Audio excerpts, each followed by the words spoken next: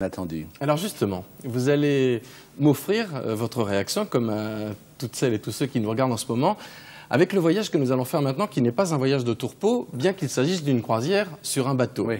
Et qu'il s'agisse aussi, c'est très étonnant, d'une star d'Hollywood, d'un grand film de John Huston qui s'appelait African Queen, que vous avez forcément vu à l'époque, n'est-ce pas?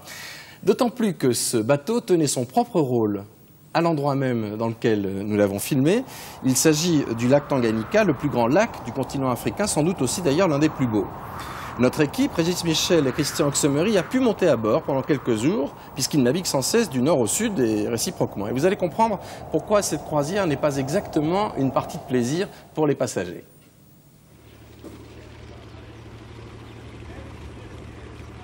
Il est arrivé au petit matin et sa carcasse fatiguée se balance maintenant, au bout du quai. Officiers et matelots ont retrouvé leur famille pour un peu de repos. Dans 2 jours à peine, le navire et son équipage repartiront. Hassan Sifawi était quartier-maître à bord du Liamba pendant plus de 30 ans. Et c'est plus fort que lui. Retraité depuis 1987, il vient traîner sur le port chaque semaine quand le bateau y fait escale.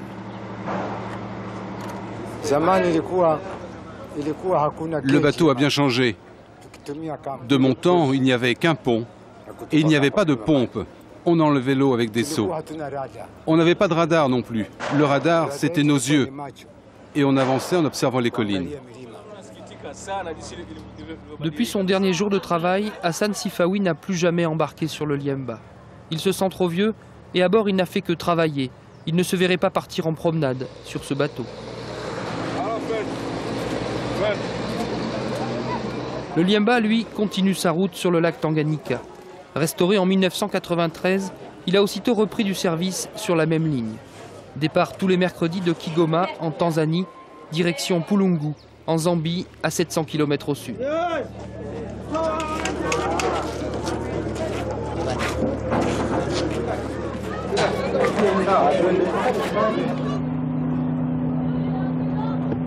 Aux commandes, Thomas Beatus Gamba, ancien lieutenant de vaisseau promu capitaine sur le Liamba il y a une dizaine d'années. Un privilège. Ce bateau est le plus vieux du monde. Il y en a un autre, je ne sais pas bien où, peut-être en Amérique du Sud. C'est un bateau qui est presque aussi ancien que celui-là. Et oui, je suis très content de travailler sur ce navire. Le Liamba est en fait le plus vieux ferry du monde, en service sur le lac depuis 1912, quand la Tanzanie était colonie allemande. Construit à Hambourg, il s'appelait alors le Graf von Gotzen. Le transport du navire en pièces détachées de la côte tanzanienne jusqu'au lac dura plusieurs mois.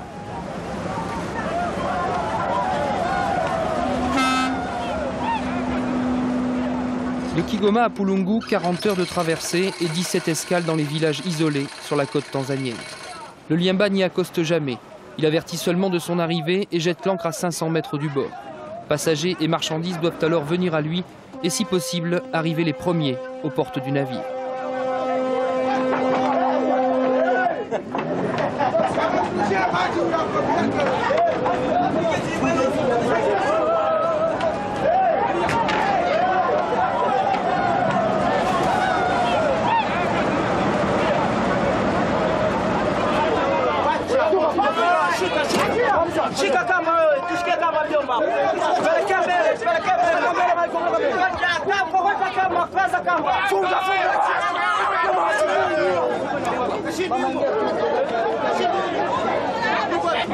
En un quart d'heure tout au plus, il faut décharger au plus vite pour embarquer les quelques marchandises ou passagers qui descendent ici. Le Liamba ne passe que 2 fois par semaine. Les piroguiers qui ratent leur accostage en sont pour leurs frais.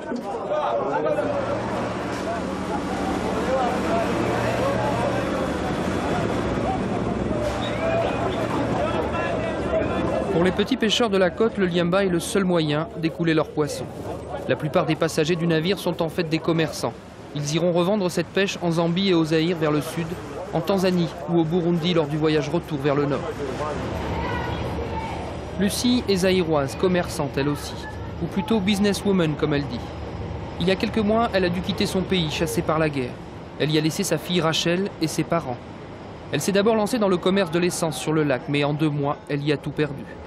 Elle a alors décidé d'acheter du poisson avec l'argent qui lui reste, 120 000 shillings, soit 1200 francs français. Je vais arriver à Gala, je vais descendre, je vais acheter du poisson.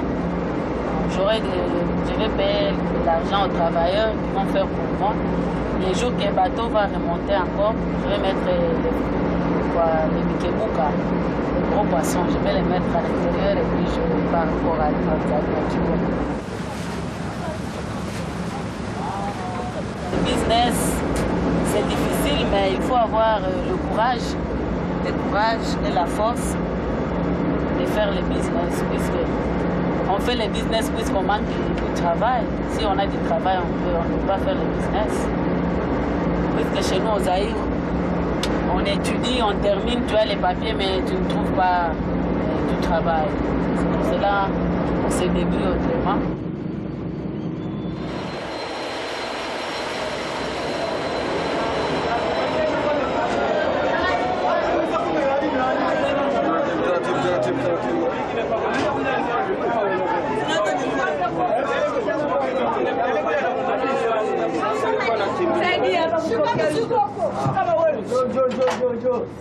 Je vais descendre, mais je ne sais pas là où je vais passer la route, puisque c'est pour la première fois que je pars. Je vais prendre un boat ici, jusque là-bas, plage. Bon, demain, si Dieu le veut, je vais rentrer, on se reverra demain. Je ne sais pas ici comment est-ce qu'on va passer, il y a beaucoup d'embouteillages.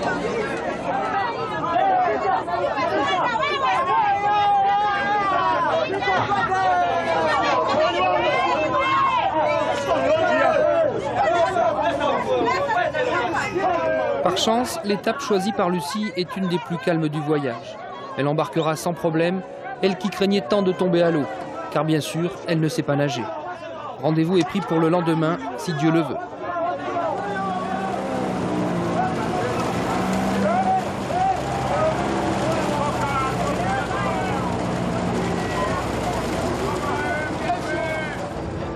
Les passagers montés en cours de route peuvent prendre leur ticket au pont des 3e classes.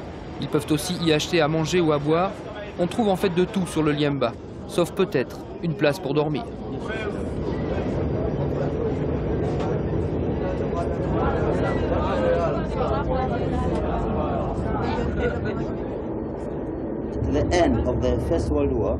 À la fin de la Première Guerre mondiale, les Allemands ont rempli le bateau avec du ciment. Et ils l'ont coulé volontairement pour le mettre à l'abri.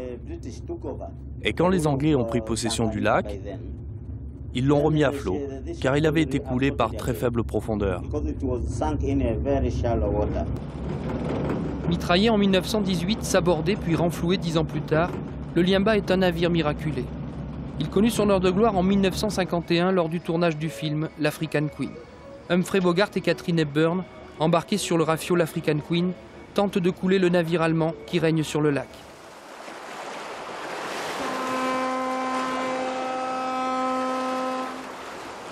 Une version très romancée de la véritable histoire avec dans son propre rôle le Liemba, redevenu le temps du tournage le Graf von Gotzen.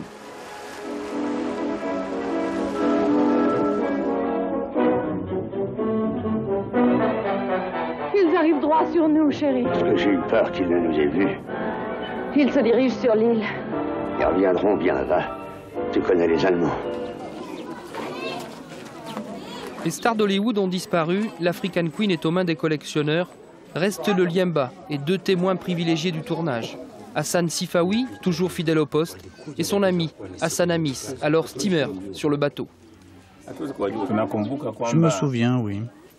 Les étrangers, là, ceux qui font du cinéma, ils sont arrivés et on est parti avec eux sur le bateau.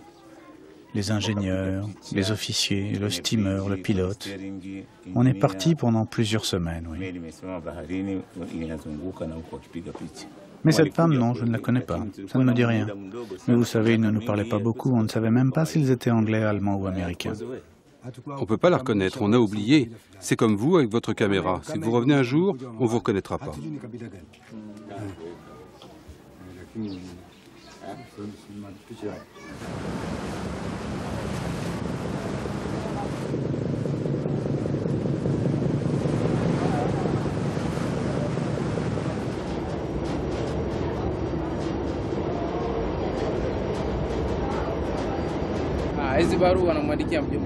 Ces lettres, c'est pour donner aux gens des villages. Et dans toutes ces lettres, il y en a une pour mon oncle, pour l'avertir qu'il doit aller à Kigoma, parce que quelqu'un de sa famille est malade à l'hôpital.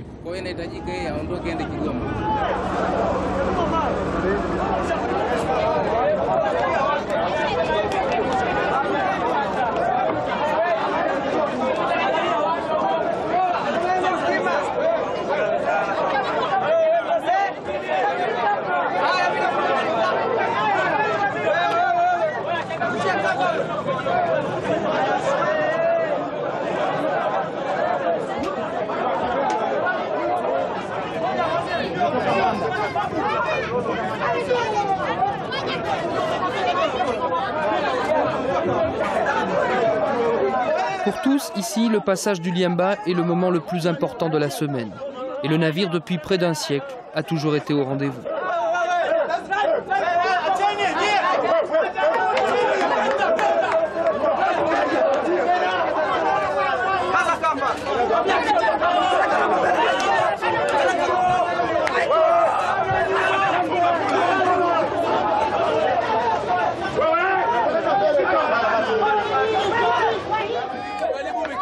Sans le Liemba, personne ici ne pourrait faire son petit business.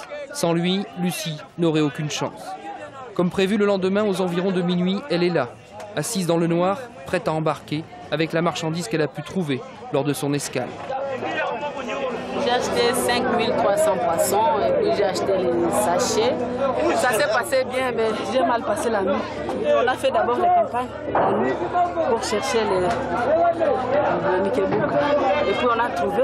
Le matin, on a commencé à payer l'argent. On a payé au travail. On a commencé à faire jusqu'à 22h. On a terminé. Maintenant, on est descendu jusqu'au plage pour attendre. Fatigué? C'est trop fatigué. Dans ces sacs jaunes, les Mikebuka, les 5200 poissons achetés par Lucie.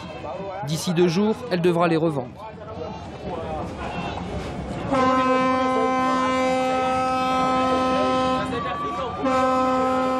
Trois étapes plus loin, au petit matin, Lucie embarque à nouveau sur une pirogue. C'est au Burundi, sur les marchés proches de Bujumbura, qu'elle pourra tirer du poisson le meilleur prix. De nationalité zaïroise sans passeport, elle devra passer la frontière clandestinement, la nuit, à bord d'une pirogue à moteur. Dans 4 jours, elle reviendra attendre sur les rives du lac et embarquera à nouveau sur le Liemba, si Dieu le veut, évidemment. Quel courage, d'abord. En tout cas, c'est ce que je ressens vis-à-vis de cette jeune femme que j'admire beaucoup. Nous parlions d'admiration tout à l'heure, Jean-Laurent Cochet. Je voudrais avoir votre sentiment sur ce voyage. Que vous regardiez. Il y a des, oui, assez fasciné. Il y a des lumières sublimes. Moi qui ne suis pas, je crois que je vous l'avais dit, un itinérant, j'aime pas tellement les grands voyages. J'ai voyagé beaucoup dans le monde à cause de mon métier, mais non, je ne ferai pas ce voyage-là. J'admire beaucoup, c'est d'une violence incroyable, les images sont superbes, mais cette femme est d'un courage extraordinaire. Non, je ne ferai pas ce voyage-là, d'abord parce que je me vois mal dans ces pirogues. Je déteste l'eau, c'est une phobie épouvantable. C'est étonnant, cette lutte pour la survie. Ce qui me passionne, vous voyez, dans ces reportages, c'est que, moi, la chose qui me captive, c'est l'humain. C'est de me dire, à chaque seconde de ma vie, pendant que tu es là à ne rien faire, ou à lire Marivaux, à faire ci ou à faire ça, bon, à chaque seconde, dans un coin du monde, un homme meurt, une femme met un enfant au monde, quelqu'un gravit une marche, quelqu'un est en train de faire ci, de faire ça, ça me bouleverse. Le point de vue de Sirius, vous savez, et de penser qu'ils sont là comme ça pour leur survie et qu'on est tous tributaires de la même chose. C'est exactement une notion. Maintenant on dit d'une table qu'elle est sympathique, enfin maintenant on dit n'importe quoi sur le plan du langage, alors qu'en fait la sympathie, ce que j'enseigne à mes élèves, c'est ce sentiment, cette notion grecque de prendre la place de l'autre sans cesser d'être à la sienne. Et dans ces reportages, une merveilleuse image, c'est ce que je trouve fascinant, c'est que tout d'un coup on y est et on se dit, et si c'était moi, et si ma vie ça avait été ça. C'est captivant. J'avais vu African Queen. J'allais vous poser la question. Je découvre que c'est ce bateau-là, mais j'aimais mieux la version originale que ces 2 phrases traduites. Et vous souvenez bien de Catherine Hepburn, hein, ah, ça, je m'en souviens d'autant plus que j'ai jamais été un fan d'Humphrey Bogart, mais Catherine Hepburn est pour moi une des plus grandes comédiennes qu'il y ait eu. Elle vit encore, mais elle ne joue plus au monde.